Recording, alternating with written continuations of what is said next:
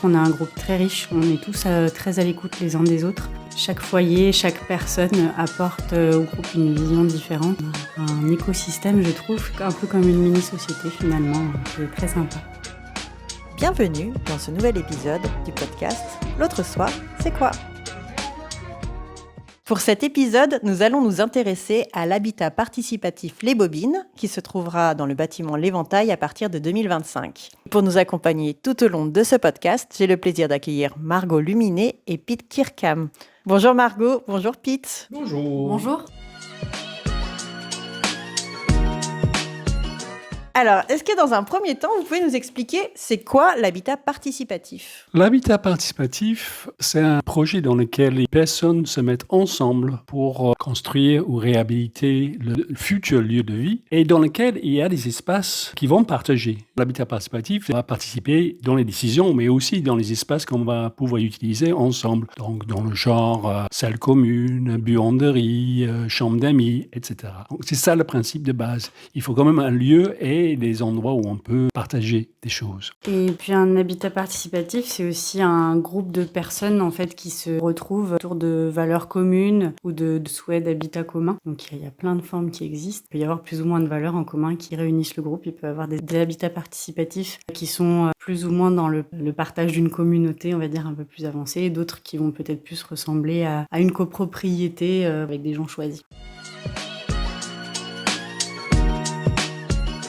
Et alors, qu'est-ce qui fait qu'aujourd'hui, vous souhaitez vivre dans ce type d'habitat ? J'ai commencé il y a longtemps. Ça fait que 6 ans que je suis à Lyon. Avant, j'étais en Haute-Savoie et j'ai cherché, créer avec des amis et des connaissances, des coopératives et c'était très compliqué. On n'a pas réussi à trouver un foncier sur lequel le projet pouvait se faire. Une fois arrivé à Lyon, le contexte est devenu peut-être plus propice à l'éclosion de ce genre de projet et donc j'ai pu rejoindre ce projet. J'ai pris connaissance des habitats participatifs via une amie en fait qui était dans un projet plutôt à la campagne et ça me parlait beaucoup, ça résonnait beaucoup en moi parce que j'étais en manque, on va dire, de relations avec mes voisins dans des immeubles en ville. Il y a quelques années, j'étais à Paris, même à Lyon maintenant. C'est compliqué de nouer des liens quand on a des étudiants ou des gens qui sont là de passage, ils n'ont pas spécialement envie de créer des liens. Et puis il y en a d'autres qui sont pas spécialement intéressés ou trop timides ou qui n'osent pas. Et du coup, moi, c'est vrai que j'avais ce manque-là d'avoir des liens avec les gens avec qui je cohabitais. Par contre, j'avais envie d'être en ville. J'avais envie de me dire que on pouvait arriver à trouver les avantages qu'on a de vivre à la campagne tout en vivant en ville. Et puis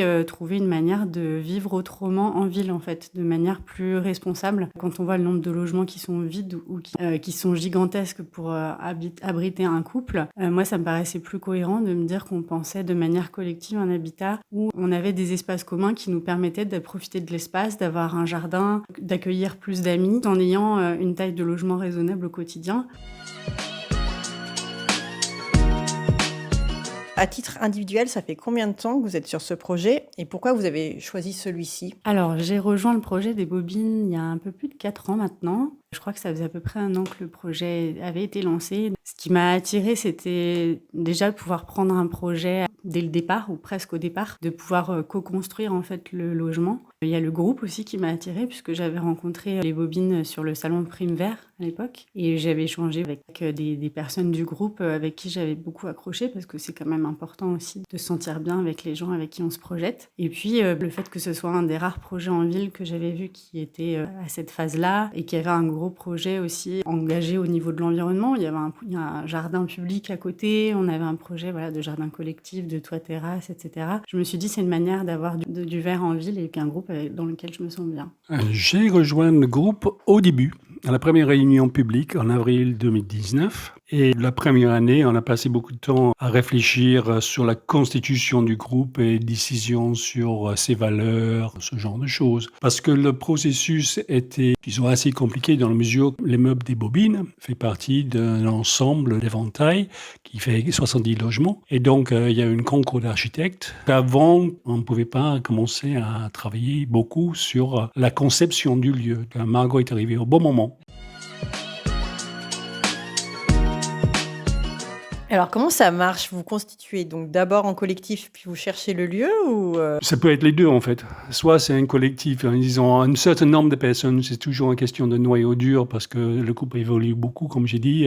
J'ai fait partie du groupe depuis le départ, mais on n'est que 2 qui sont toujours là pour l'aventure. Donc il y a un noyau dur au départ qui va chercher un foncier ou un immeuble à rénover. Mais dans notre cas, effectivement, c'est une construction neuve. Souvent, le groupe aussi peut se disloquer une fois qu'on a trouvé le lieu, parce que ça plaît à certains, mais ça plaît pas à d'autres. À la fois la nature du foncier, mais aussi le voisinage. Et donc, les projets d'habitat participatif ils ont une longue fleuve pas toujours tranquille. Combien vous êtes dans ce collectif? Quels sont les profils?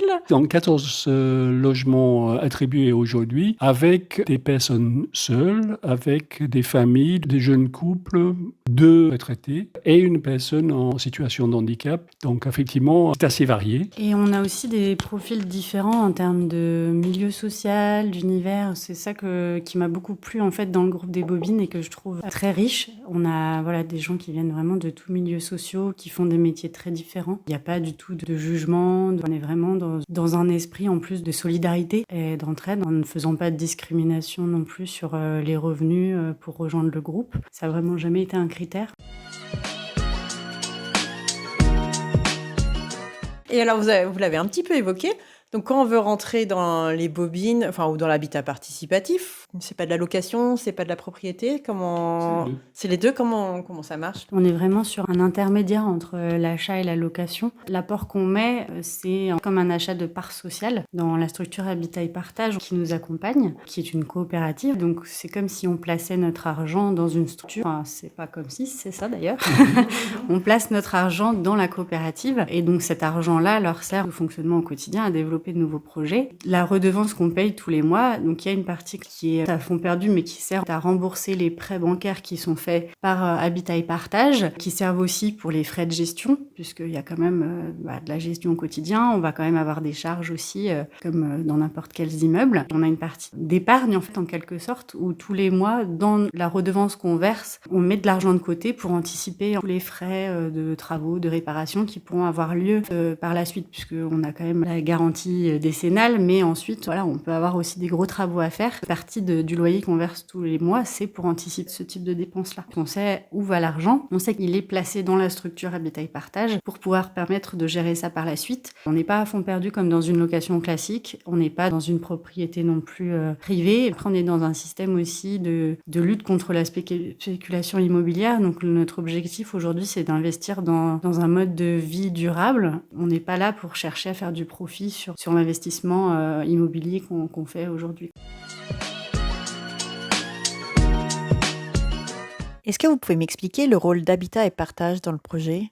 Au départ, Habitat et Partage a cherché un lieu où faire un projet. Le projet des Bobines, c'était le premier projet. Et donc, cette société coopérative d'intérêt collectif avait noué les relations avec les bailleurs sociaux, donc Coronson Habitat et Est Métropole Habitat, et cherché un endroit où faire un projet. Et ces partenaires ont trouvé un terrain de l'autre soir où on pouvait faire un projet. Le point de départ, donc, c'était faire une réunion publique pour réunir un collectif, mais aussi travailler sur l'accompagnement de ce collectif et rendre le collectif en capacité de prendre des décisions et ensuite en capacité de co-concevoir les meubles avec les architectes. Là, on est dans la phase de prévoir comment on va gérer notre futur de vie qui va être livré à la fin de l'année 2025. Et l'intérêt d'Habitat et Partage, c'est aussi d'accélérer en fait la naissance de ces collectifs, de ces habitats participatifs. Grosse difficulté dans les retours qu'on a aussi des autres habitats participatifs à travers la France, c'est vraiment le financement en fait. Les banques ne sont pas encore habituées à ce type d'habitat, à ce modèle-là, et elles peuvent être assez frileuses. Et c'est vrai que d'avoir une coopérative comme Habitat et Partage qui vient jouer le rôle de foncière, tout de suite en fait ça sécurise beaucoup les projets, ça donne plus de crédibilité auprès des banques, et c'est en fait un gros soulagement aussi par rapport au groupe, parce que c'est des choses qui peuvent effrayer beaucoup des gens qui cherchent à monter des projets, ou en tout cas qui sont très chronophages et énergivores. Et concrètement, ça va se traduire comment ? On a une grande salle commune, 2 chambres d'amis qui vont être utilisées à tour de rôle par différentes personnes dans notre collectif. L'idée étant de ne pas avoir une chambre supplémentaire dans son logement, mais de mutualiser ces 2 chambres pour la famille, les amis qui vont venir. Après, on a 2 buanderies, donc avec plusieurs machines à laver. Aussi une grande terrasse au 4e et la toiture terrasse aussi au 5e. On a des grandes coursives et ça s'intègre en fait dans nos espaces de vie. C'est pas juste un couloir que vous avez dans votre immeuble. On a des grandes coursives qui sont larges et qui sont très appropriables. Et il y a aussi des espaces mutualisés dans le reste de l'éventail. Donc, on va pouvoir faire des bons échanges, je pense. Et en attendant que tout ça devienne concret, on sait qu'on a tous des envies communes d'organiser des repas ensemble. On a une professeure de yoga, par exemple, dans le groupe, donc qui serait très intéressée aussi pour nous proposer des cours dans notre salle commune. En fait, on veut aussi que chacun, selon ses envies et ses appétences, puisse proposer des activités au groupe. On a tous des envies, en tout cas, de partage de temps collectif, tout en respectant le temps privé. Et on a une envie aussi d'ouverture sur le quartier. Peut-être d'accueillir aussi des voisins ou proposer des choses. On en est au stade d'envie et je pense qu'on a besoin d'habiter l'immeuble et de commencer à s'approprier les lieux pour mettre tout ça en place. Le bâtiment L'Éventail dans lequel va se retrouver les bobines devrait être livré courant 2025.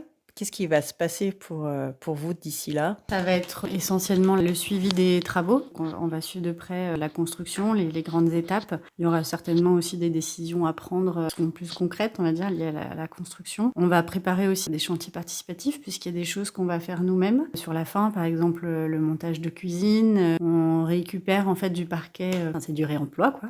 Donc il y aura des ateliers de ponçage de parquet, de remise en état, etc. Donc on va avoir des petits chantiers comme ça à préparer pour finaliser la construction. Et puis, on va travailler un petit peu aussi sur des réflexions de vivre ensemble. Comment on a envie de vivre ensemble ? Est-ce qu'on a envie de mettre des règles ou comment on imagine aussi la cohabitation avec les immeubles du même lot ? Réfléchir à un règlement de copropriété en attendant qu'ils arrivent. Continuer à partager des moments de convivialité avec le groupe pour renforcer les liens entre tout le monde. Et aussi recruter les quelques personnes pour les logements qui ne sont pas encore attribués. Donc, au moment de la diffusion de ce podcast, peut-être, il y aura un peu moins de place. Eh bien, merci beaucoup à tous les deux.